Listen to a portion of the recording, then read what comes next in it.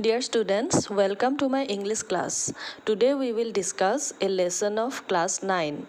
The lesson is taken from the supplementary reader Moments. Here is a discussion on lesson 5, The Happy Prince. ছাত্ৰ-ছাত্ৰী সকল লেসনটো অলপ দীঘল হোৱাৰ বাবে মই তিনিটা ভাগত ভাগ কৰি লেসনটো বুজাই দিম। তোমালোকে প্ৰতিটো পাৰ্ট ভালদৰে চাবা আৰু মোৰ চেনেলৰ প্লেলিষ্টৰ ক্লাছ 9ৰ ভাগত বিচাৰি চালে ভিডিঅ' কেইটা পাই যাবা আৰু মোৰ চেনেলটো যদি তোমালোকে এতিয়ালৈকে সাবস্ক্ৰাইব কৰা নাই এতিয়াই কৰি ল'বা।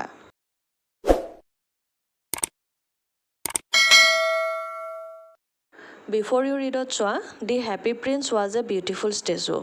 The Happy Prince হ'ল এটা ধুনীয়া মূৰ্তি. He was covered with gold. He had sapphires for eyes and a ruby in his sword.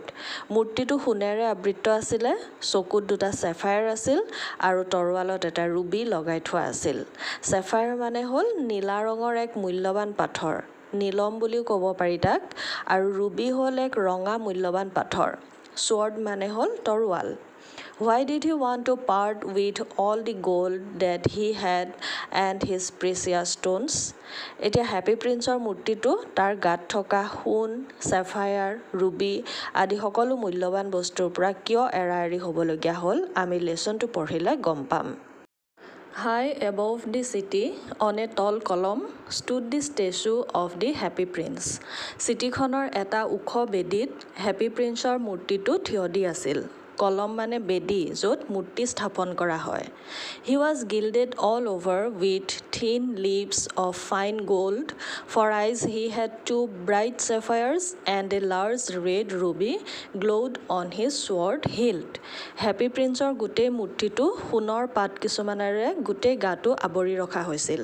উজ্জ্বল দুটা চকু য'ত sapphire লগাই থোৱা আছিল আৰু ডাঙৰ ৰেড কালাৰৰ ruby এটা তেওঁৰ তৰোৱালৰ হেণ্ডেলত লগাই থোৱা আছিল। hilt মানে handle. One night there flew over the city a little swallow. এদিন ৰাতি চিটিখনৰ ওপৰেদি এটা swallow উৰি আহিল। swallow হ'ল এটা বাৰ্ড যি খুব জোৰত উৰিব পাৰে আৰু তাৰ নেজডাল দুটা ভাগত বিভক্ত হোৱা। His friends had gone away to Egypt 6 weeks before, but he had stayed behind. Then he decided to go to Egypt too. swallow-টোৰ বন্ধুবোৰ 6 সপ্তাহ আগতে ইজিপ্তলৈ গ'ল, কিন্তু সি থাকি গ'ল। এতিয়া সি সিদ্ধান্ত লৈছে যে সিও ইজিপ্তলৈ যাব।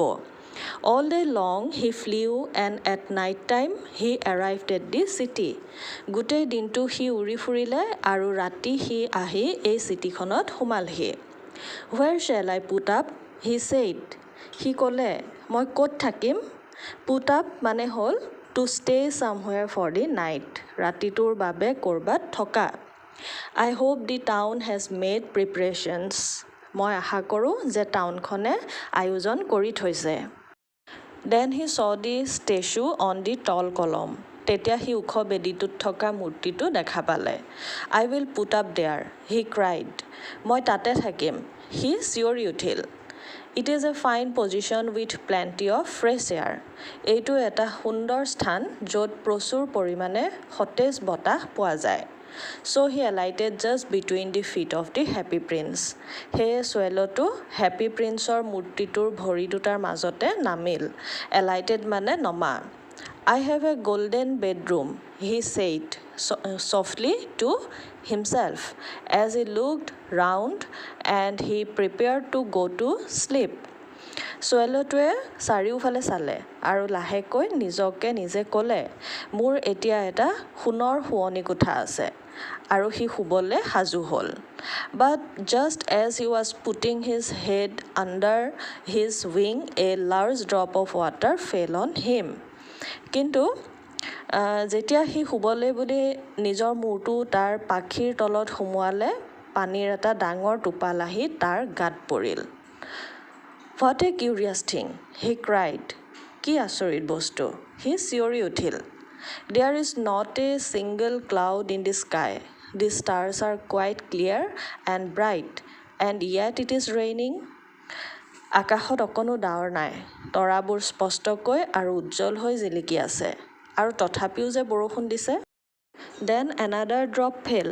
তাৰপিছত আৰু এটা টোপাল পৰিল what is the use of a statue if it cannot keep the rain off he said ছোৱালীটোৱে ক'লে এটা মূৰ্তিৰ কি প্ৰয়োজন যদি ই গাত বৰষুণ পৰাত বাধা দিব নোৱাৰে ছোৱালীটোৱে ভাবিলে যে মই যদি এই ষ্টেচুটোৰ তলত থাকোঁ তেতিয়াহ'লে মোৰ গাত বৰষুণ নপৰে কিন্তু যদি এইদৰে বৰষুণ পৰি থাকে তেতিয়াহ'লে মই এই ষ্টেচুটোৰ তলত থাকি কি লাভ হ'ব I must look for a good chimney pot and he determined to fly away. মই ৰাতিটো কটাবলৈ এটা ভাল চিমনি পট বিচৰা উচিত এইদৰে ভাবি ছোৱালীটো তাৰ পৰা উৰি যাবলৈ ঠিক কৰিলে But before he had opened his wings, a third drop fell and he looked up and saw. What did he see? কিন্তু সি তাৰ পাখি মেলিব খোজোতে 3 নম্বৰ টোপালটো আহি তাৰ গাত পৰিল আৰু সি ওপৰলৈ চালে সি কি দেখিছে The eyes of the happy prince were filled with tears and tears were running down his golden cheeks. Happy Princeৰ চকুকেইটা চকুপানীৰে ভৰি পৰিছে আৰু চকুপানী তেওঁৰ সোণালী ৰঙৰ গালেদি তললৈ বৈ গৈছে His face was so beautiful in the moonlight that the little swallow was filled with pity. Happy প্ৰিন্সৰ মুখখন জোনৰ পোহৰত ইমানেই ধুনীয়া লাগিছিল যে ছোৱালীটোৰ মনটো হেপী প্ৰিন্সৰ প্ৰতি দয়াৰে ভৰি পৰিছিল Who are you? He said. ছোৱালীটোৱে সুধিলে তুমি কোন I am the happy prince. Happy প্ৰিন্সে উত্তৰ দিলে যে মই happy prince Why are you weeping then? asked the swallow. ছোৱালীটোৱে সুধিলে তুমি যদি হেপী প্ৰিন্সেই হয় তেতিয়াহ'লে তুমি কিয় কান্দিছা Weeping মানে কন্দা বা উচুপি উঠা You have quite drenched me. তুমি মোক সম্পূৰ্ণ তিয়াই দিলা Drenched মানে পানীৰে তিয়াই দিয়া When I was alive and had a human heart, answered the statue, I did not know what tears were, for I lived in the palace where sorrow is not allowed to enter. এতিয়া happy প্ৰিন্সে নিজৰ জীৱিত অৱস্থাৰ কাহিনীটো ক'বলৈ আৰম্ভ কৰিছে happy প্ৰিন্সে ক'লে যেতিয়া মই জীয়াই আছিলোঁ আৰু মোৰ এখন মানুহৰ অন্তৰ আছিল তেতিয়া মই চকুপানী কি বস্তু চিনিয়ে পোৱা নাছিলোঁ কাৰণ মই ৰাজপ্ৰসাদত বাস কৰিছিলোঁ য'ত দুখ নামৰ বস্তুটো সোমাব পৰা নাছিল বা সোমোৱাৰ অনুমতি নাছিল My courtiers called me the happy prince and happy indeed I was. মোৰ ৰাজদৰবাৰৰ সদস্যসকলে মোক হেপী প্ৰিন্স বুলি মাতিছিল আৰু সঁচাকৈয়ে মই সুখী আছিলোঁ So I lived and so I died. সুখী হৈয়ে মই জীয়াই আছিলোঁ আৰু সুখী হৈয়ে মোৰ মৃত্যু হৈছিল And now that I am dead, they have set me up here so high that I can see the ugliness and all the misery of my city, and though my heart is made of lead, yet I cannot choose but weep. আৰু এতিয়া যেতিয়া মোৰ মৃত্যু হ'ল তেওঁলোকে মোক আনি ইয়াত ইমান উখত প্ৰতিষ্ঠা কৰিলেহি যে চিটিখনত ঘটি থকা সকলো বেয়া ঘটনা আৰু দুখ লগা ঘটনা মই দেখি থাকিবলৈ ল'লোঁ আৰু মোৰ অন্তৰখন যদিও সীহেৰে বনোৱা তথাপিও মই নকন্দাকৈ থাকিব নোৱাৰিলোঁ লেড মানে সীহ নামৰ এবিধ ধাতু What is he not solid gold? said the swallow to himself. কি ই সম্পূৰ্ণ সোণৰ নহয় নেকি ছোৱালীটোৱে নিজকে নিজে ক'লে He was too polite to make any personal remarks. কিন্তু ছোৱালীটো ইমানেই নম্ৰ প্ৰকৃতিৰ আছিলে যে কাৰোবাৰ ব্যক্তিগত কথা সুধিবলৈ সি ভাল নাপালে Far away, continued the statue in a low musical voice. Far away in a little street there is a poor house. Happy প্ৰিন্সৰ মূৰ্তিটোৱে এক সৰু সুৰীয়া মাতেৰে কৈ গ'ল বহুত দূৰত এটা সৰু ৰাস্তাৰ কাষত এটা দুখীয়া মানুহৰ ঘৰ আছে One of the windows is open and through it I can see a woman seated at a table. ঘৰটোৰ এখন খিৰিকী খোলা আছে আৰু তাৰ মাজেৰে মই দেখিবলৈ পাইছোঁ এগৰাকী মহিলা টেবুলত বহি আছে Her face is thin and worn and she has coarse red hands all pricked by the needle for she is a seamstress.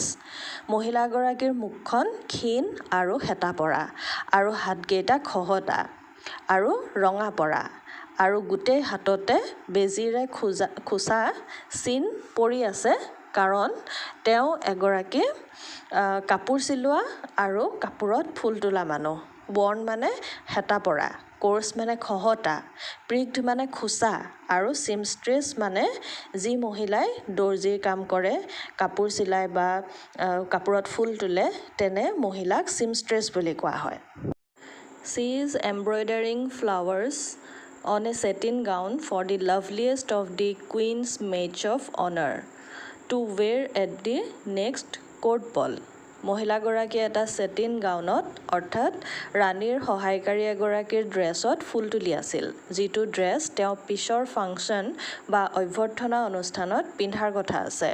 মেইডছ of অনাৰ মানে হ'ল ৰাণীৰ আলপৈচান ধৰা আৰু সকলো ক্ষেত্ৰতে সহায় কৰি থকা মহিলাসকল। In a bed in the corner of the room her little boy is lying ইল।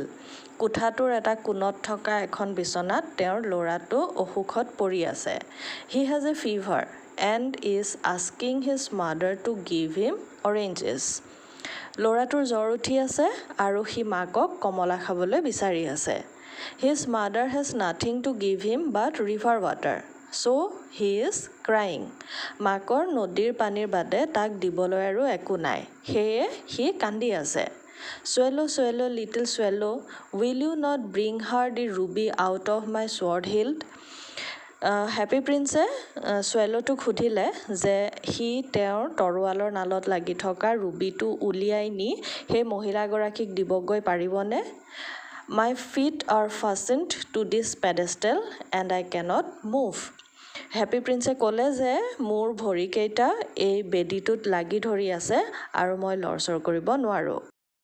ছাত্ৰ ছাত্ৰীসকল, ইয়াৰ পিছৰখিনি মই ইয়াৰ পিছৰ ভিডিঅ'টোত ডিছকাছ কৰিম। তোমালোকে মোৰ নেক্সট ভিডিঅ'টো চাবলৈ নাপাহৰিবা আৰু মোৰ ভিডিঅ'ৰ ন'টিফিকেশ্যন পাবলৈ মোৰ চেনেলটো ছাবস্ক্ৰাইব কৰি বেল আইকনটো প্ৰেছ কৰি অল কৰি ল'বা। আজিলৈ ইমানতে সামৰিছোঁ। থেংক ইউ এভৰিৱান ফৰ ৱাচিং মাই ভিডিঅ'।